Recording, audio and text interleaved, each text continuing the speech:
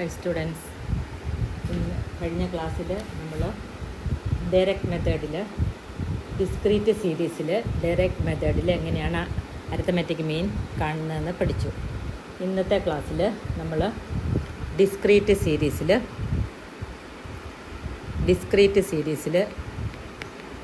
Arithmetic mean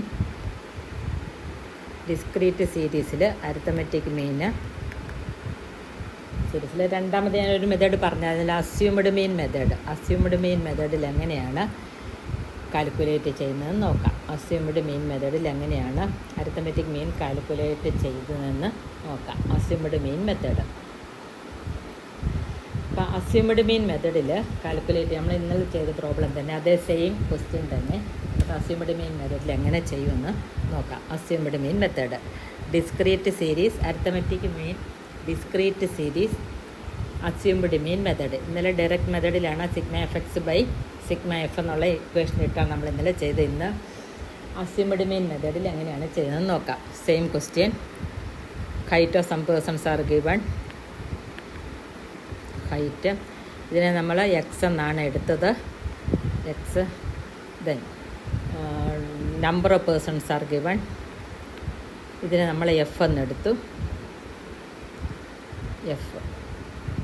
ഇനി height 155. Same question ആണ്. 160, 165, 170, 175. ഇനി നമ്പർ ഓഫ് പേഴ്സൺസ് 8, 14, 15, 8, 5. അപ്പോൾ ടോട്ടൽ ഓഫ് സിഗ്മ എഫ്, അതായത് total of frequency, number of പേഴ്സൺസിൻ്റെ total of frequency is equal to 50. കഴിഞ്ഞ ക്ലാസ്സിൽ നമ്മളിത് കണ്ടതാണ്. ഇനി ഈ അസ്യൂംഡ് മീൻ മെത്തേഡിൽ നമ്മൾ എക്സ് ബാർ കാണുന്നതിനുള്ള equation x bar is equal to a plus sigma f d by sigma f. A plus sigma f d by sigma f. അപ്പോൾ ഇതിൽ ഒരെണ്ണത്തിന് നമ്മൾ അസ്യൂംഡ് മീനായിട്ട് എടുക്കണം. നമുക്ക് ഇഷ്ടമുള്ള അസ്യൂംഡ് മീനായിട്ട് എടുക്കാം. നമുക്ക് ഇഷ്ടമുള്ള ഒരു വാല്യൂ അസ്യൂംഡ് മീനായിട്ട് എടുക്കാം. ഇതിനുള്ളിലുള്ള ഏത് വാല്യൂ വേണമെങ്കിലും നമുക്ക് അസ്യൂംഡ് മീനായിട്ട് എടുക്കാം. അപ്പോൾ ഞാൻ ഫസ്റ്റ് വാല്യൂ ആണ് അസ്യൂംഡ് മീനായിട്ട് എടുത്തിരിക്കുന്നത്.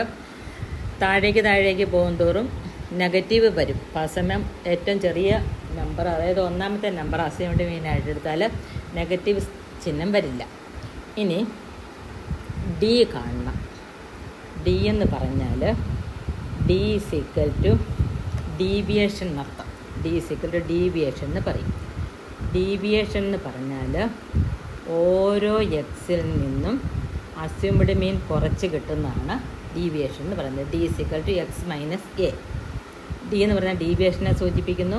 അപ്പോൾ ഡി കാണാൻ എക്സ് മൈനസ് എ. അതായത് ആദ്യത്തേതിൻ്റെ അകത്ത് എക്സ് എന്ന് പറയുന്നത് 155 ആണ്, എ എന്ന് പറയുന്നത് 155 ആണ്. അപ്പോൾ 155 മൈനസ് 155 ഈസ് ഈക്വൽ ടു 0. ഇനി അടുത്തത് എക്സ് മൈനസ് എ ആണ്. അപ്പം അടുത്ത എക്സ് 160 ആണ്. 160യിൽ നിന്ന് 155 മൈനസ് ചെയ്താൽ 5 വരും. 5. ഇനി അടുത്ത 165ൽ നിന്ന് എ എപ്പോഴും ഒരേ നമ്പർ തന്നെ ആയിരിക്കും, 155 തന്നെ. അതായത് നമ്മൾ എ എന്നിവിടെ ഡിനോട്ട് ചെയ്തിട്ടുണ്ടല്ലോ, അതിനെ അസ്യൂംഡ് മീൻ എന്ന് പറയുന്നത്. എ എന്ന് പറഞ്ഞാൽ അസ്യൂംഡ് മീനാണ്. നമുക്ക് ഇഷ്ടമുള്ള ഒരു നമ്പർ അസ്യൂംഡ് മീനായിട്ട് എടുക്കാം. അസ്യൂംഡ് മീനിൽ നിന്ന് ഓരോ എക്സിൽ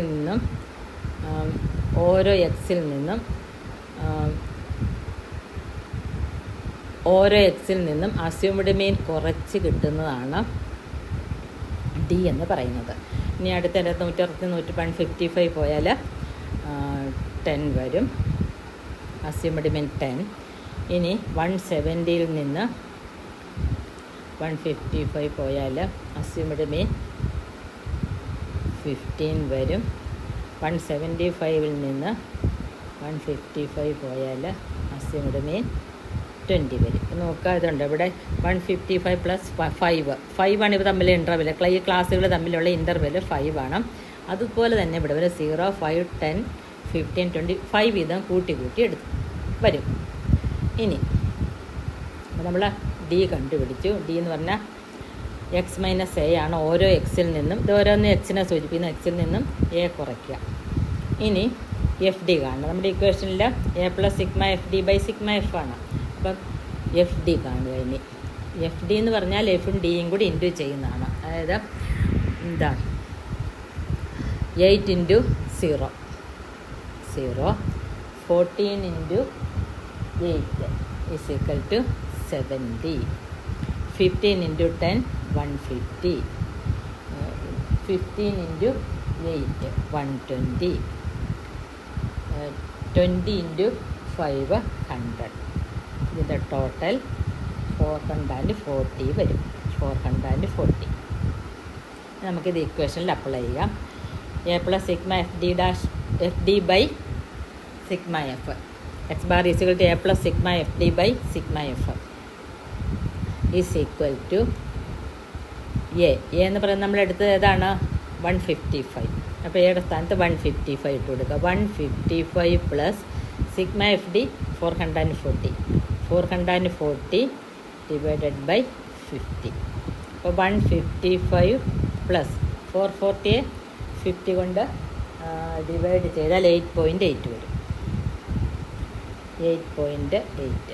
അപ്പോൾ 155 പ്ലസ് 8.8 ഈസ് ഈക്വൽ ടു 163.8. 163.8 ഇത് തന്നെയാണ് നമുക്ക് ഇൻഡിവിജ്വൽ സീരീസിൽ ഈ ആൻസർ തന്നെയാണ് നമുക്ക് കിട്ടിയത്. അപ്പോൾ അസിമട്രിക് മെത്തേഡിൽ എങ്ങനെയാണ് ഇത് കാൽക്കുലേറ്റ് ചെയ്തെടുക്കുന്നതെന്ന് വീണ്ടും ഇത് റിപ്പീറ്റ് ചെയ്ത് കണ്ട് മനസ്സിലാക്കുക. ഇതെല്ലാവർക്കും മനസ്സിലായി എന്ന് വിചാരിക്കുന്നു. ഇനി അടുത്ത ക്ലാസ്സിൽ അടുത്തൊരു ടോപ്പിക് കേട്ടോ, അതായത് കണ്ടിന്യൂസ് സീരീസിൽ എങ്ങനെയാണത് കാൽക്കുലേറ്റ് ചെയ്യുന്നതാണ് അടുത്തൊരു ടോപ്പിക് കേട്ടോ അടുത്ത ക്ലാസ്സിൽ. Thank you.